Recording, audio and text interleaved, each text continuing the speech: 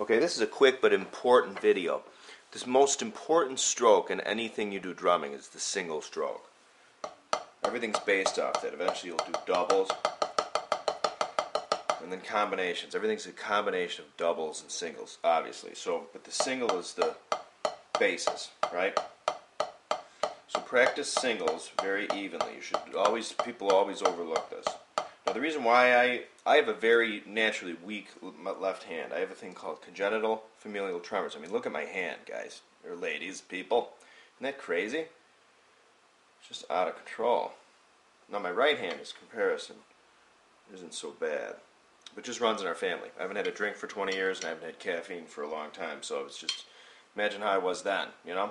Anyway, so to really, in an effort to try to make my terribly weak left hand, my weak hand, to bring it up, I developed, well not developed, but I found this to be very helpful. You just mirror your hands. So do single strokes with both hands. I'm going to slide this over just a teensy bit. Just like this. It varies. So you'll do this for long stretches of time. But the goal is to pay particular attention to your weak hand and exactly mimic, try to like mentally just totally get your hands just to feel like they're doing the exact same, like almost the exact same.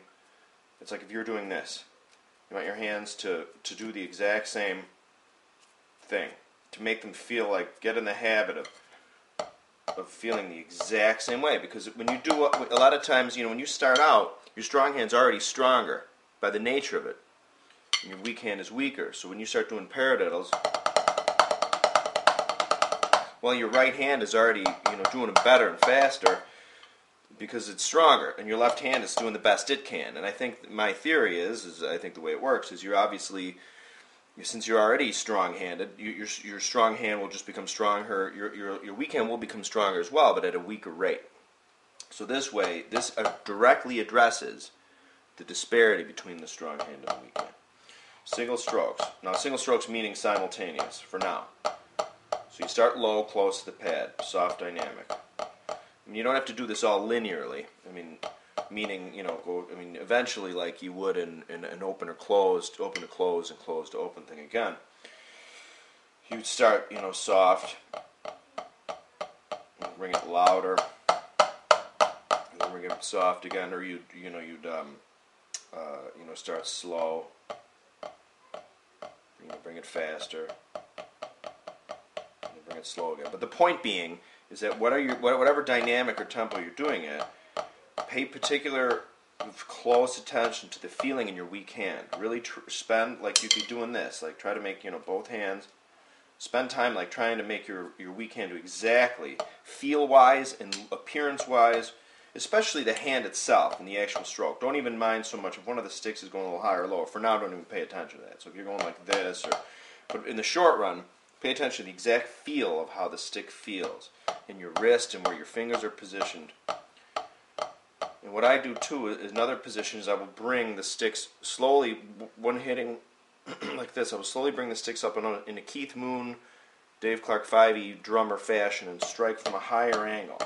So I'm essentially just going like this. Just the surface going, instead of like this, slowly bring the hands up so you go like this. And this just works a different part of the muscle. And do that. Just do it. I mean, you can do it for 10. Now, this isn't something you really want to do watching TV. You really want to concentrate on this. And again, in my opinion, this directly addresses the disparity between your strong hand and your weak hand. Now, this isn't anything obviously in replacement or to substitute at doing any rudiments or exercises or, you know. I mean, you can obviously just do your left hand or your weak hand. But the thing is without thinking about it, you might be doing it in a slightly different way than you would if you were just doing your right hand. This way, when you actually pay attention to both hands simultaneously, you get a direct comparison, not just visual, but also feel. And I think it's very subtle. You know, change comes in very small increments gradually. You know, I always say you'd rather spend 10 minutes a day doing something than 19 hours on a Saturday, you know, every week, you know. So what I'll do is I'll do this at about this dynamic, 5 minutes at a time. Bring it up maybe a little harder. In my case, I don't necessarily do it harder, because my left hand, once I start going harder, has a lot of power. But I'll bring the wrists up, the physical wrists up for this angle. And I notice immediately what happens is my left wrist, or I should say my left hand, my weak hand, will start getting a little funky. So when that happens, I just bring the tempo down. So I'll do this for 5 minutes. But then what you do is shift over with your left hand as the leader to single strokes. So, and then do single strokes. Do those for 5 minutes. Pay attention to your weak hand. Look at your weak hand. Look at the position. See, I mean, you can see in mine, it's shake. I mean, it's the nature of it. This should be very helpful for people who don't have this, which is probably everybody else in the world. But, and then into singles. Proper left-right singles. With your weak hand, I should say, is the... And you can do this for 5 minutes. And it's boring as heck, but you just do it. Now you can hear in there's a little bit of a tick-tack, of a broken metronome thing. There's a little bit of this. With me. With my left hand, I really... If I do it at a slower tempo and pay a lot of attention, you really want to get it nice and... See, like now what I just did is, when I bring the hand down from this angle down to here, my left hand starts to falter. And listen. It gets a little funky there. So what I do is I practice slowly. I'll go up and down.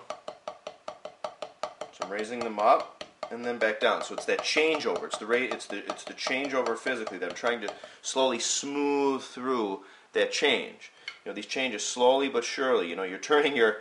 When you first start playing the drums or doing anything, you know, the neural path is this jungle that all the neuron thingies have to fight their way through with machetes, and over time it turns into a path, then a wider path, then a road, and then they pave the road, and then it's an asphalt road. Next thing you know, your neural thingies are driving Lamborghinis back and forth from your cerebral cortex.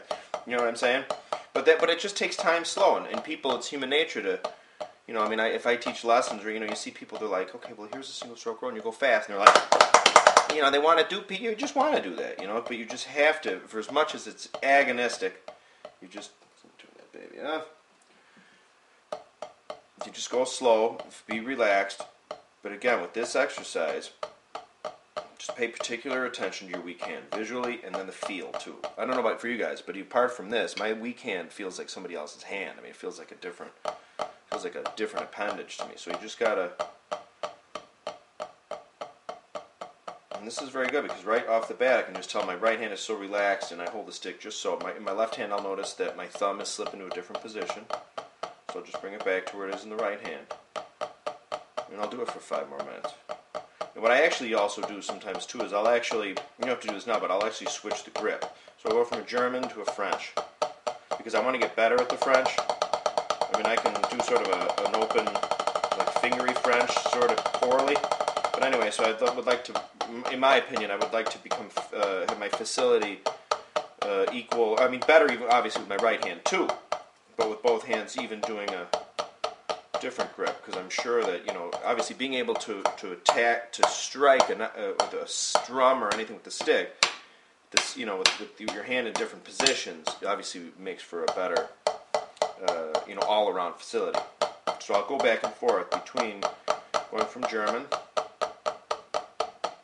to French, or what I guess my Phil Stanger, I love you, what he called French, I guess this is French, timpani method, and back to German, back, I mean not this fast, I'll do it a little slower, so I really, again, it's all in the changeover, it's all in the slow, when you go from one to the other, it's like when a singer goes from a lower register, like, and at some point in there they switch to a head voice, you know, so it's that rate of change. When you go from slowly from here to here, that's where you work the kinks out, I guess. So if I'm switching positions, or again before when I'm raising my wrists up, and then slowly down, and then again stop, go slip into single strokes with your left hand. Always your weak, I should say, your weak hand is the main hand. Treat it as the main hand. You know what I mean?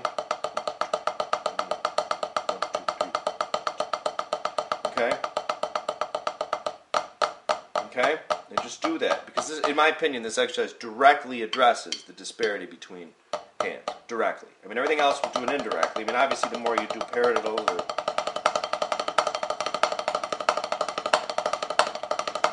I mean, you are working on both hands. You know, you're getting them together, getting, you know, the fluidity of both hands working together. But again, your right hand's still really strong. Your left hand's really strong. Your right hand's getting stronger at a faster rate. Your left hand, you know, it's all about paying more attention to your weak hand. But again, my theory is that directly addressing it mirror-wise is a very direct way of going right to the source of addressing that disparity.